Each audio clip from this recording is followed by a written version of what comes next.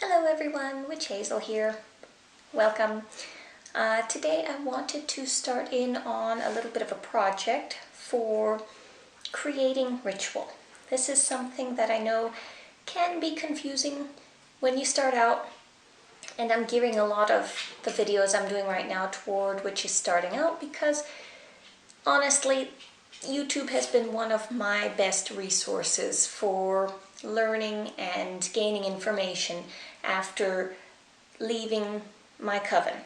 So I wanted to try and put up as much useful information as I could.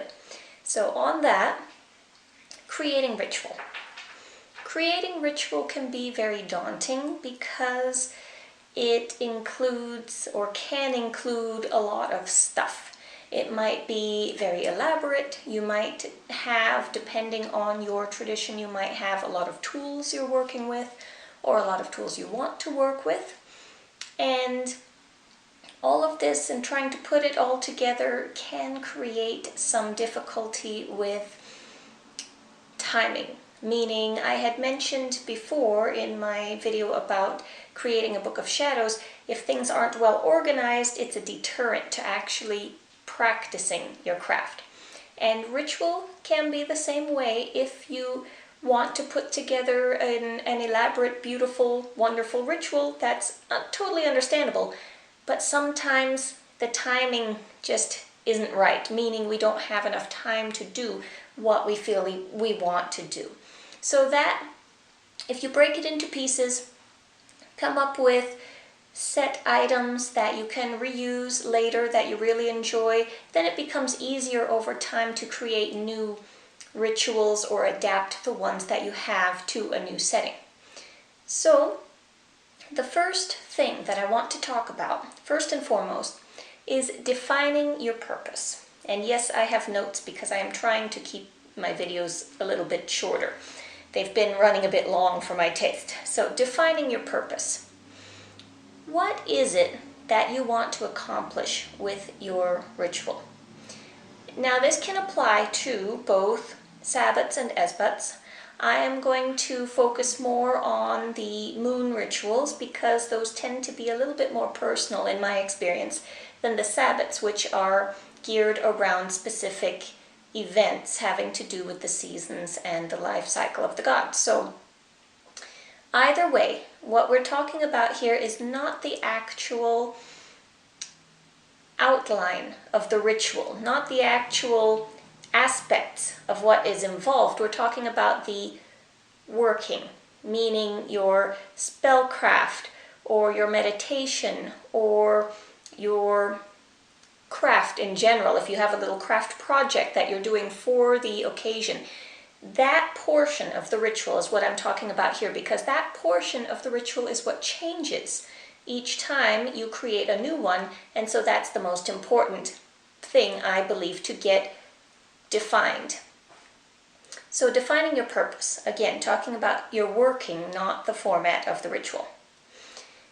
First off, what energies do you want to work with? Is there something specific you want to highlight or work through for this particular ritual?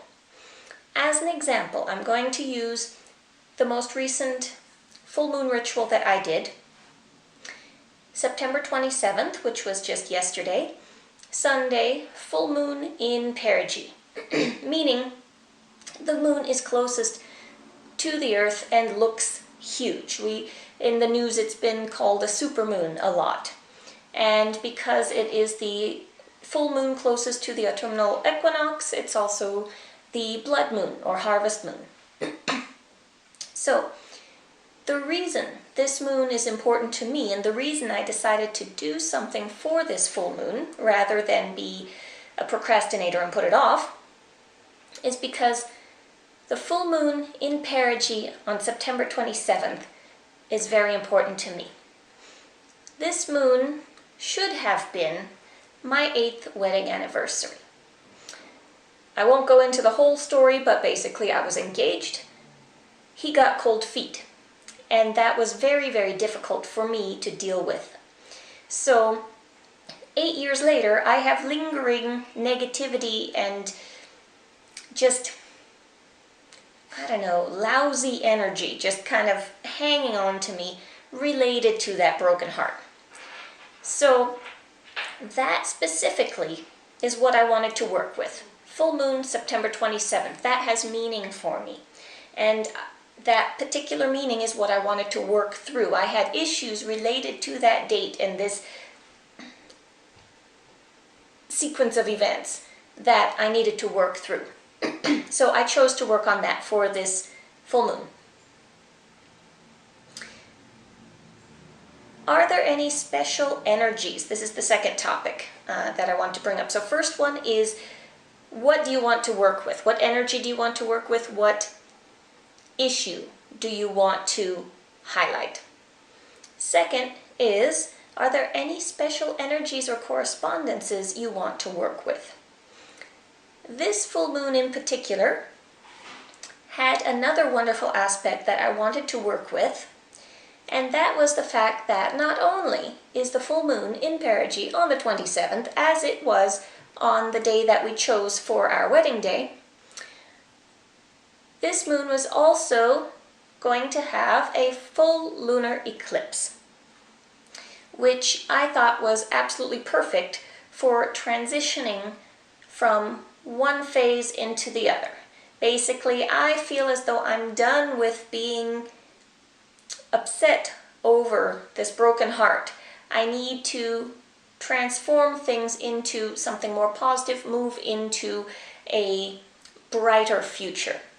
Eclipses are wonderful for doing this kind of work because in the span of a few hours, you have the entire moon cycle to work with. You have the waxing moon, the waning moon, the full and the new. So you can use all of those energies, and you can do kind of like a fast forward time-lapse ritual in which you're going from one phase of life into the next. So that's what I wanted to do in this ritual. Third thing, what element, if any, do you want to work with? In the past, when I had tried, especially when I was really upset over my broken engagement, I got a lot of well-meaning advice telling me to cut ties. You know, I felt very attached still to my fiance, and he was not part of the healing process. Basically, he walked and never looked back. So this was very difficult for me, and I still had this attachment that I was trying to deal with that I couldn't because he was not open to communication. So the advice given to me was to cut those bonds. And all of the examples I was given were very harsh cuts. So visualizing a knife or scissors cutting those bonds, or fire burning them.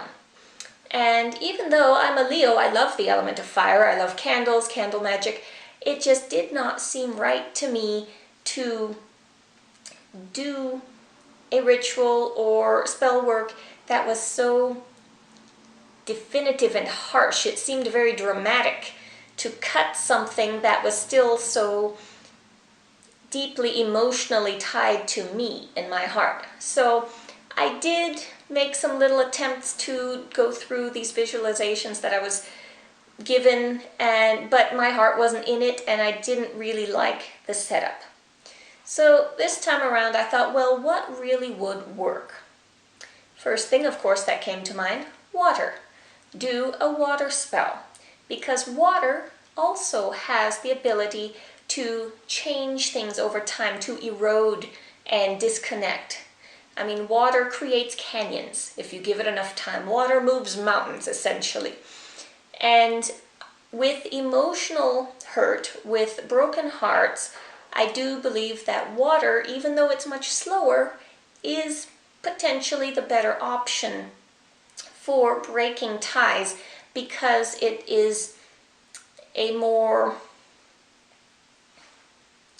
Unfortunately, I don't have too many words today. All my vocabulary escapes me. But it's less harsh than fire. It's less dramatic. And it gives the person who needs it time to adjust, because you don't just recuperate from a broken heart. you need time. So I felt water was the element I needed to work with. That being said, I have a project which was not part of my ritual, but the project I'm doing for all of this involves water. But it isn't, I am not going to do that project, it's a craft project. I was not going to do this for the full moon itself. So I had to think of what ways can I incorporate a focus on water in my full moon ritual without actually doing a whole lot with water, because I didn't want to for the full moon. So think about that, if there's an element that you want to work with and how you want to incorporate it into your ritual. Fourth thing, which may essentially should have been probably the first thing, but I put it in as fourth. What practical items do you need to get done? What is the practical side of this? Because not everything is myth and magic and mystery. Sometimes it's, it's just what it needs to be. In my case, I had that craft project. There were certain ingredients and items I want to use in that. So I thought, well, what I need to do, my purpose is to consecrate and empower those ingredients, those items I will be using for the use later outside of ritual. So that's what I thought of. Okay, what do I need? How do I want to cleanse these items? And how do I want to empower them? How am I going to use the moon, the energy of the moon, and this idea of water to empower the items I'm going to be using in my craft? And lastly, my fifth item, final item for defining your purpose. How do you want to blend these considerations? So timing, energies, correspondences, practical concerns, how am I going to put them all together? And this includes what works best for you energetically. Things like movement and dance. Do you raise energy by moving around, by dancing, by hand gestures, or by moving through the circle? You might want to incorporate that. Meditation. I am not a great meditator, but this is something I use a lot in my own rituals because I am solo much of the time, and this seems the most accessible to me, and I do have a good, I want to say turnout, but that's not the right word, but I am able to express and to feel energy well when I meditate in circle. So meditation might be an option. Divination. Are you a tarot reader? Do you cast the runes? Do you scry? Maybe something like that would be a good working to include in your ritual. Also, for those of us who are crafty with our hands, do you want to create a craft? Do you want to make something that is meaningful to you within your magically cast circle and be able to transfer energy to it? That could be an option. So, these 5 things I consider as essential for the first part of creating your ritual, defining your purpose. With the next video, I'm going to look at actually placing this in your format. No, I'm not. I lied. What I'm going to look at is the format. Choosing a format for your ritual. And then after that, I'm going to look at placing what you've created into that format. All right. Thank you very much. So I'm going to go on to the next video, and I hope you do as well. Thank you very much. Blessed be.